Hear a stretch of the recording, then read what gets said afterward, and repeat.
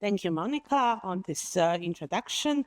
Sorry, first of all, on my voice. I'm a bit cold and my voice will be a bit hard to control, but guys are there, so sorry if in one moment I will be a bit louder than usually. So, yep, Monica introduced me. I want to add just one sentence more that is very important to me, because usually everyone sees me like, okay, he is professional, just testing, just QA, but except that, I'm proud of mother of two sons, grown up, but that gives me some time to dedicate to topic like this one is, and to mentorship, to be able to learn, to be able to share my ideas, my knowledge, and to learn from all of you. So until now, usually I was at conferences like a speaker, talking about automation, about mobile testing, and especially about performance testing. Performance testing is one of my passions. And now it's completely something different, something that I'm working because my company is outsourcing company. So previous project was actually about chatbot testing, and I had some good lessons, and I think I can share something useful with you. So today's topic is from bugs to brilliance, how to test your chatbot effectively. Let's start with agenda. No. Okay. But so first of all, I want to cover a lot of things. Maybe it seems so much stuff for one presentation, but everything is very connected, and everything is like one unique logic section. So we will start from why do chatbots fail, then why is testing so hard? According to ourselves, we used to traditional testing.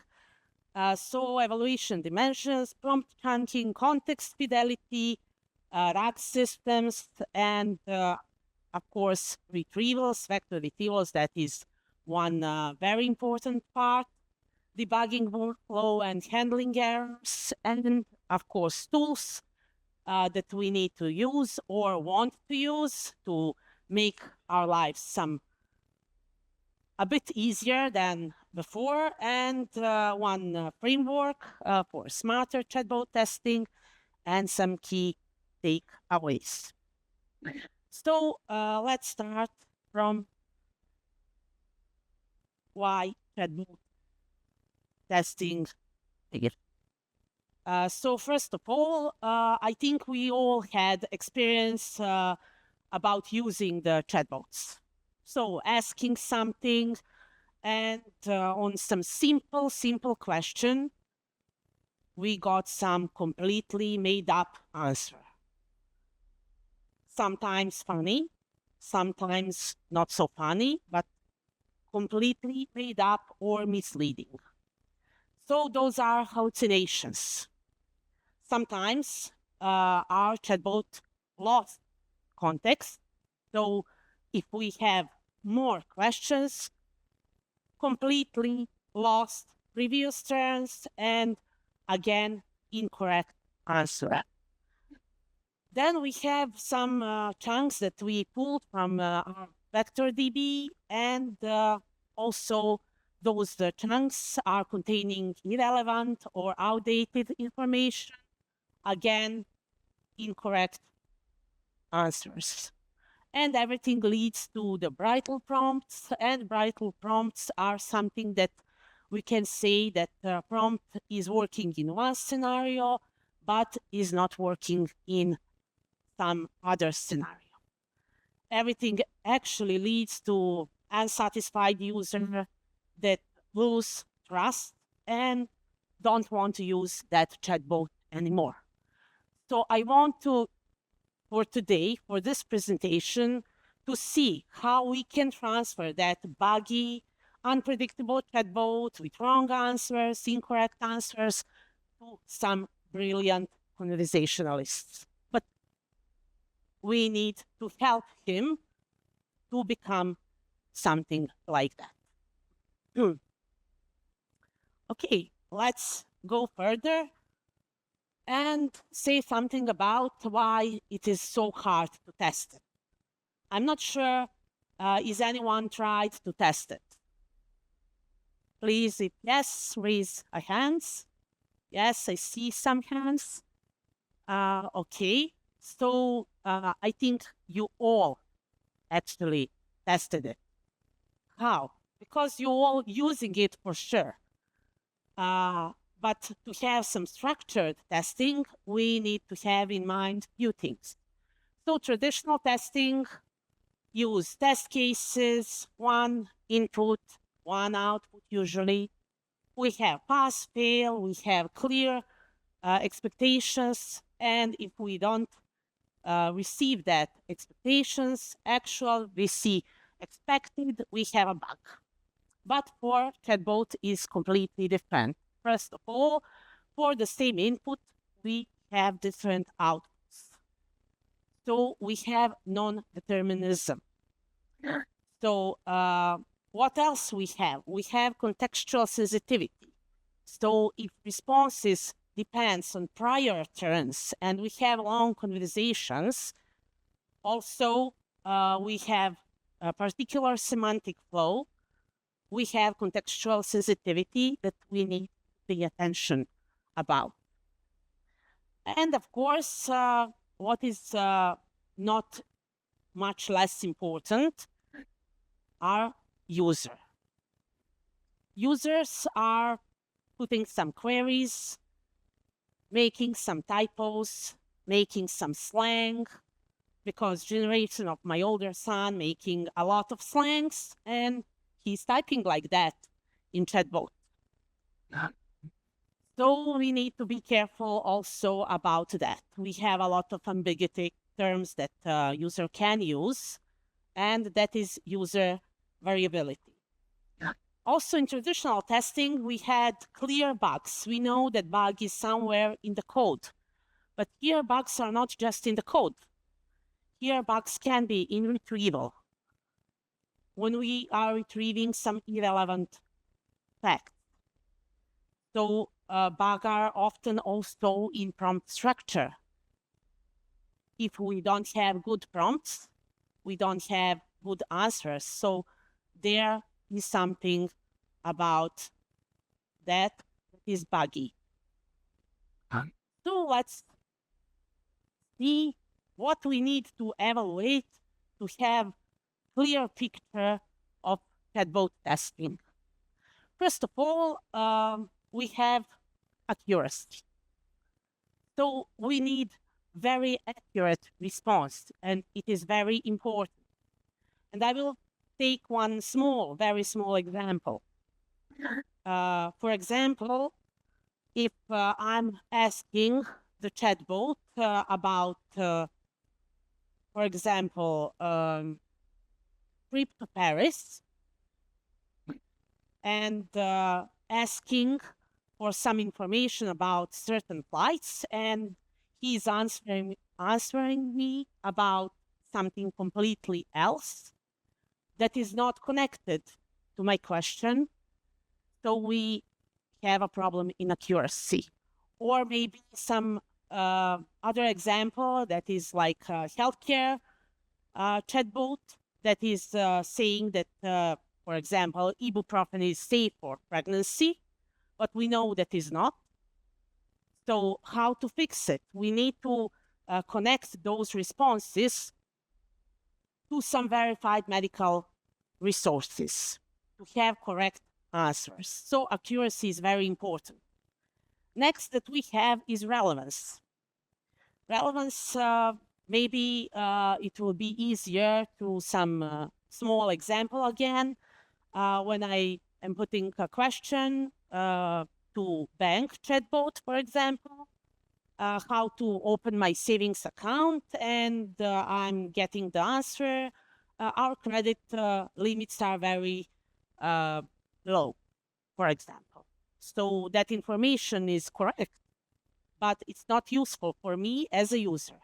So relevance is under the question in that moment, so it's very bad.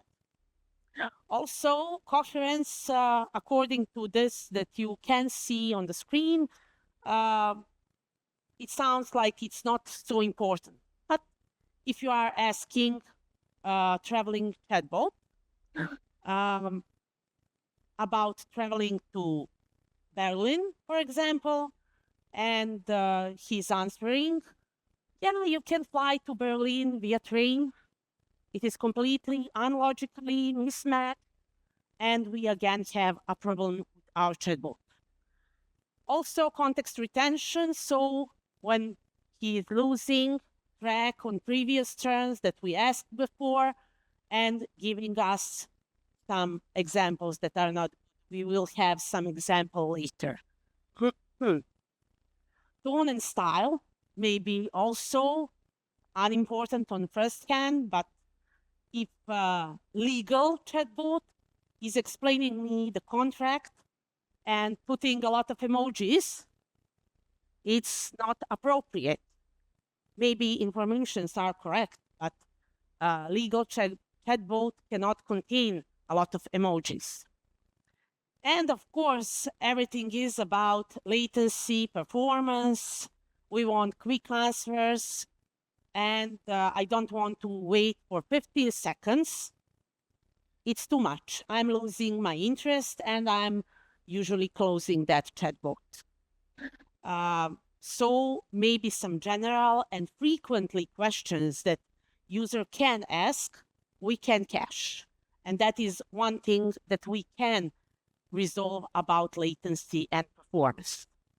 All those dimensions are something that we need to evaluate and think about when we talk about chatbot testing. Yes, now we have something that is prompt chunking, and I'm not sure how many of you are familiar what is chunking, but I will try to explain through one small example. Yeah, I know I like examples, but it's very easy to learn on this way for me because I had some struggles in the beginning when I tried to get a deeper in the chatbot and in the testing of it. So it was commercial project. So when we want to put, let's say, 10 pages document to our chatbot as a source of information, if we do it at once, like complete document, it will choke, probably. And in terms of chunking, it is dividing into semantically logical sections, paragraphs, headers. So we are putting some semantic boundaries to have good chunking, good dividing, to get correct information when we are retrieving it. So why it is so important to have it? So first of all, we all know that LLM has token limits. That is one thing that is very important because LLM lose coherence if we have long documents, poorly structured, and we need to be very careful about it. So what are the chunk strategies? Let's have, like, we can imagine one big document, but it's like just few sentences, just to have in mind. Like, for example, our policy for returning some items are 30 days from the purchase. We will refund you our money 5 to 7 business days according to your purchase. And we want to be sure that items that you are returning are in correct state. And for international market, we don't have covered transfer costs. So basically, let's imagine that this is very big document and we want to divide it in chunks. That chunking is when we are dividing in the middle of the sentence. When we don't have overlapping, we will go to that point, what is overlapping and how we can do it on the right way.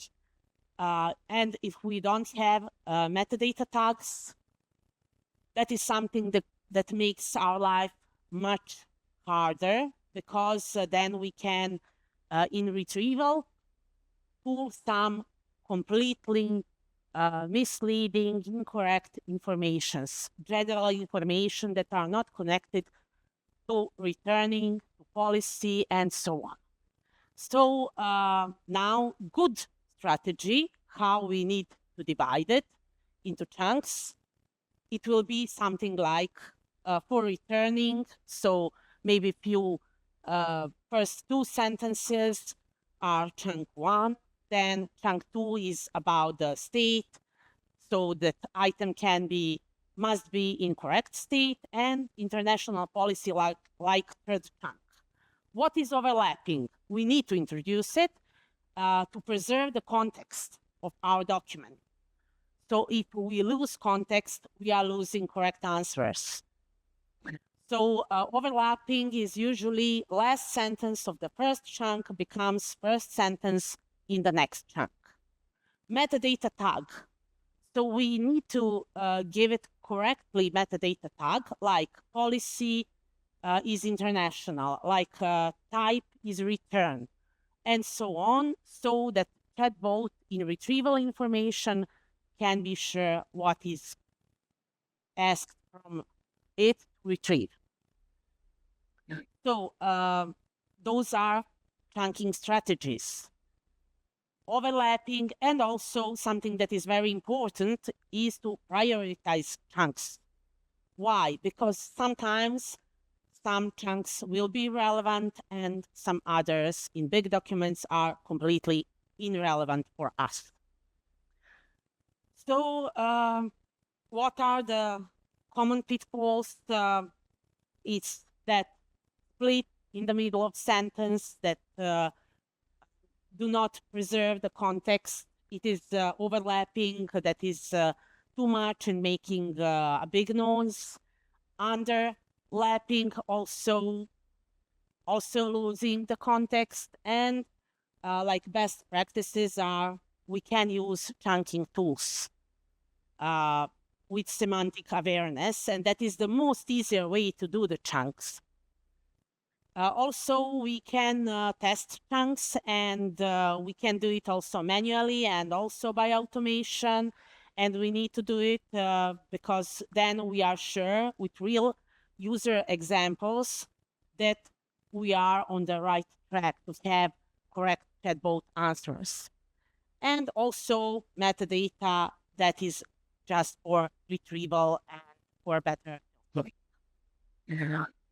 Okay, and let's go further.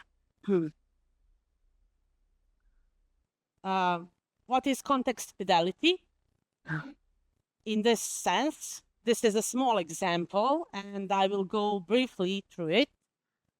So user is asking about refund policy, and in next turn, he's asking another question. And chatbot already lost context and answer it last week was sunny. It is not connected to questions that user asked. And what is the problem? Problem is poor chunking, obviously, and lack of conversational memory. How we can fix it? We can use conversational history to fix it. We can use memory to fix it and to maintain the thread. If user asks more questions, to have thread correct. We can design prompts to include like prior turns explicitly, and also semantic chunking that is very important with overlapping. And some testing tips that you can see to start to do multi-turn interactions and to simulate that. Also, regression that we have also in traditional testing, and we have it here also, and to validate with real user queries. So that is something that is really important about the context fidelity. Why we want to say something about the RAG, retrieval augmented generation, because most of the modern chatbots are actually RAG systems. I don't have it in my presentation, but I will mention one great tool that I used for testing the RAG. It is RAGAS, and it's automation, and it's really great, but don't lose the fact that we need manual testing except the automation. So what is the flow in testing? So we have some user, he is putting some question, and that is user query. User query is becoming embedding vector. Embedding vector is just mathematical representation of user query, because we need to search our vector DB. When we are retrieve some chunks that are relevant to us, then we are inject chunks to prompt, and based on that, LLM generates some responses. So we have few key components, and that is like I mentioned here also some tools that you can use. But yeah, embedding model, vector database, there are many tools more than this. We have retrieval logic and generation of the response. And our testing focus will be like retrieval precision. We will try to see what is the chunk relevance, and of course prompt integration, and again performance, latency, and throughput.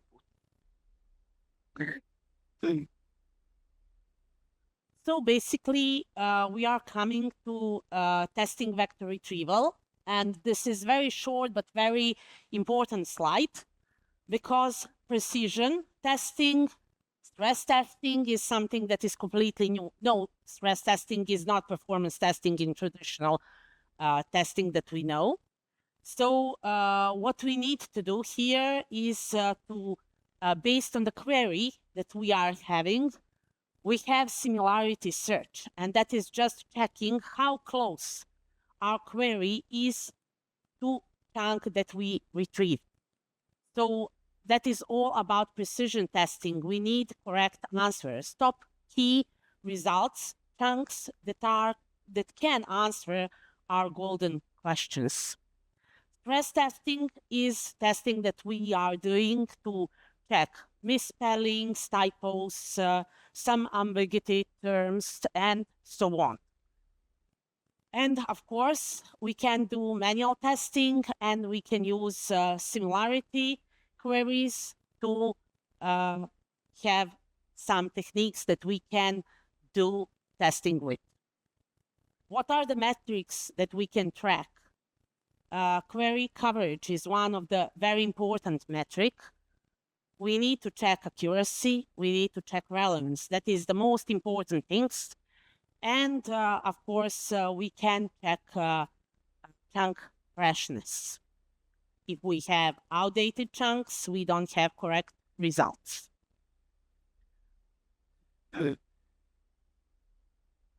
And yeah, you think that maybe debugging is not possible, but yes, it is. It's always about debugging.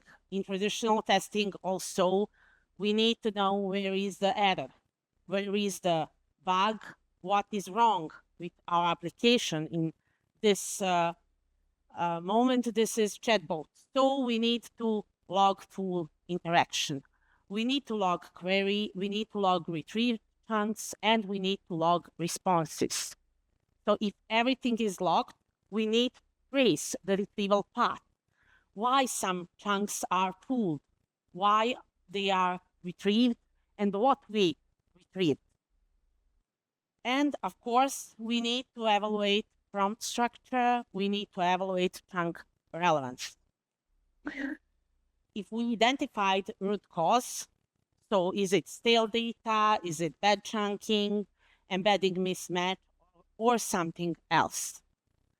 To apply fix, we need to rechunk, re-embed, and of course, to adjust filter or prompt itself.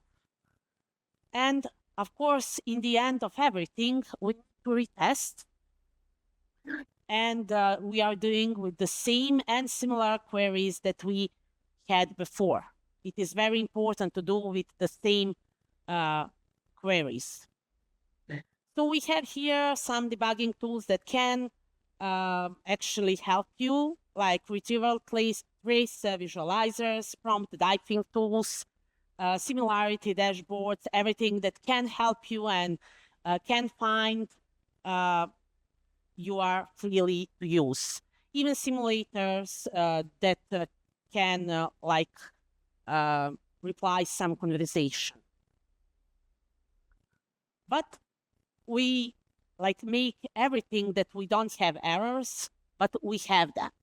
What we can do to prevent them or to handle them. To prevent, we heard already, and to handle them, we have, first of all, introducing fallback strategies. So it's completely fine that our chatbot says, I'm not sure, let me check. Also, to transfer that conversation to human agent. We can also have some clarification prompts from our chatbot when we ask something to answer it. Did you mean this or that? Can you explain a bit? And that is also something that we can do. We have also escalation logic and error logging. So escalation logic is to trigger human handoff for some maybe sensitive queries. And also unclear cases need to be logged. And maybe for some retraining for the future. For the error logging, we can capture some bad wording, some thumbs down, some frustration signals, and that is completely fine to have because then we know that we need to improve something and we need to tag that and prioritize for the training.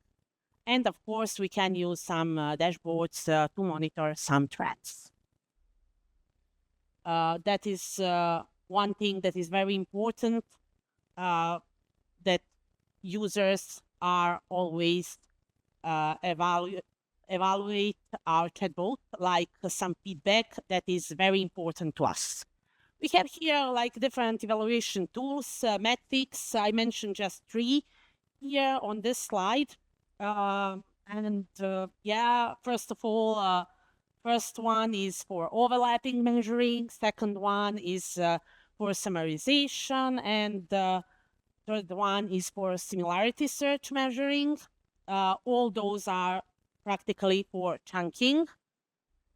Also, we need manual evaluation, and without a human point, we don't have good testing of chatbot. So we can implement A/B testing with real users. Also, we need to have some feedback tagging. And for me, best approach that we had about the chatbot testing was actually hybrid approach that we use both from both world, automation and manual testing, and combine it for better results. So we also used some dashboards to track performance over time, and I think that is also important regarding the chatbot testing. And of course, feedback, as I am already mentioned that. This slide is something that you can see a lot of different tools, but those are just minority tools that you can use for embedding visualizers, for prompt testing, for retrieval trace, evaluation libraries, synthetic query generators, and so on. So I hope that everyone will have slides, so you will see, of course. And yeah, this is something that is very interesting for me, chat framework, and I want to leave you with this framework that is like powerful. Why? Yes, it's not another dashes between the letters. It's like that. C for context retrieval, for context retention, sorry. So our chatbot cannot lose context. And that is first of all we need to care about. 8 for hallucination control. That is something that is really important to do not have just some made up facts and answers. A for accuracy and relevance.